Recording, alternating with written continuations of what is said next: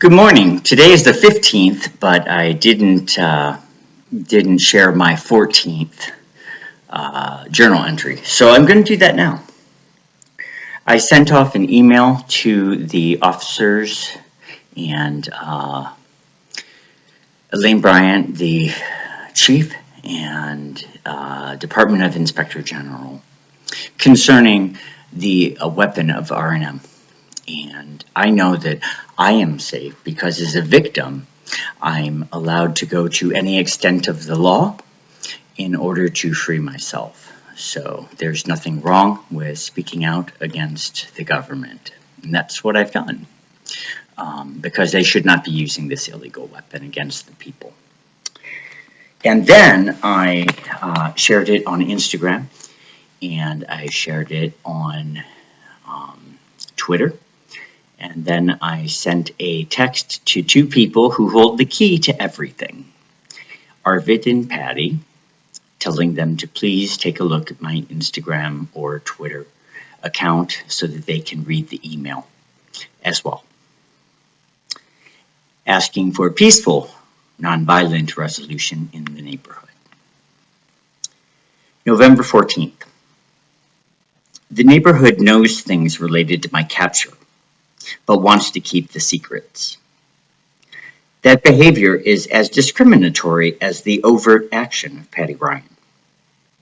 The silent treatment that the police, Patty, Arvid, Bill, Etta, and the neighbors are delivering is psychological torture because I have been tortured with R&M, and I am a victim of crime that I can prove with the evidence I have and shown people, and they do nothing about it. I'm speaking of the imposter of the Secret Service. Patty Ryan is constantly stalking an innocent man with a group of people she thinks is the government, or she knows isn't the real government and doesn't care. The police think she isn't doing anything, and she probably says it's my mental illness and lies and says nothing is going on.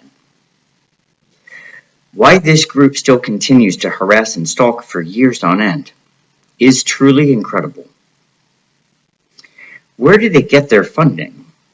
Probably some grant they applied for, with my life already planned for disaster. Someone who said he might be willing to help backed out on YouTube, saying I don't respect the rights of others. And I don't know where he got that idea, because that's what I talk about every day, is everybody's freedom. The fact that Patty is a suspect in a known crime means the police and I should speak with her, but he believes that she has a right to not divulge her secret information or the identity of another suspect. It was said by my captors while I was at McDonald's during a showing of my house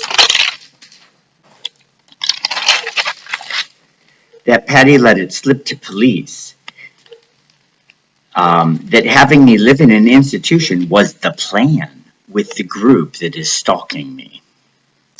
So there are many variables here, but the fact that the way or the strategy to get me to move from my property was to create a mental illness. Number one is gross. Number two, reeks of discrimination all over the place. But three, it is scarily what has been attempted. Now, they've tried 24 times, and each time I've gotten out in 10 days. One time I was there for 3 weeks, and I think that's because my fraternity brothers requested that I stay in there for longer while they planned some intervention, thinking that a mental illness is at the root of my trouble, and it's just simply not. The root of my trouble is being controlled and being surveillanced. That's my problem, and it happens with the R&M program.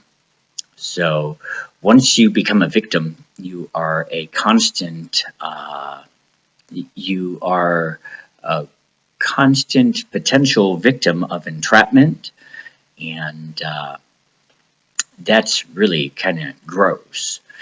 You have no privacy, and I don't want to live the rest of my life that way. So that's why I try very hard to get people to understand that R&M is real, and that B2K is an effect that can be made of noise inside your head that nobody else can hear. It's the truth. It's been the truth since 1974. What's disturbing is the fact that in that article of American Psychologist in 1974, it states that they limited the noise or sound to only small words so that they would not go above the safety threshold for microwaves. And the fact is that this program is being abused to such a degree that people are literally talking all the time to their victims. And some have the unfortunate occurrence of it being artificial intelligence doing it, and replaying just noise constantly inside of people's heads. It causes cancer, and I am working hard every day to get my experience to stop and everybody else's experience to stop too. This is not the way the world should be. This space right here is for ourselves and God only. That's it. So the seed of God is in our head, and He fills us with intuition to do the right thing. And how often we listen to it is how close we get to having a full spiritual awareness of what's going on. I would love to read today's Just for Today, November 15th. Letting go. This is a problem that some people in the neighborhood have. Letting go. They want to pretend like 2017 was yesterday, and they want something to be done about it when it wasn't even me. Letting go. Take my will in my life. Guide me in my recovery. Show me how to live. Basic text, page 26. How do we begin the process of letting our higher power guide our lives? When we seek advice about situations that trouble us, we often find that our higher power works through others. When we accept that we don't have all the answers, we open ourselves to new and different options. A willingness to let go of our preconceived ideas and opinions opens the channel for spiritual guidance to light our way. At times, we must be driven to the point of distraction before we are ready to turn difficult situations over to our higher power. Anxiously plotting, struggling, planning, worrying, none of these suffice. We can be sure that if we turn our problems over to our higher power, through listening to others share their experience, or in the quiet of meditation, the answers will come. There is no point in living a frantic existence, charging through life like the horses on fire, exhausts us and gets us nowhere, like the house is on fire. In the long run, no amount of manipulation on our part will change a situation.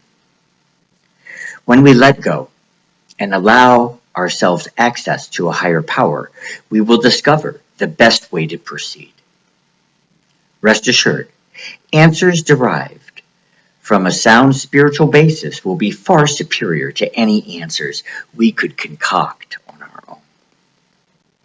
Just for today, I will let go and let my higher power guide my life.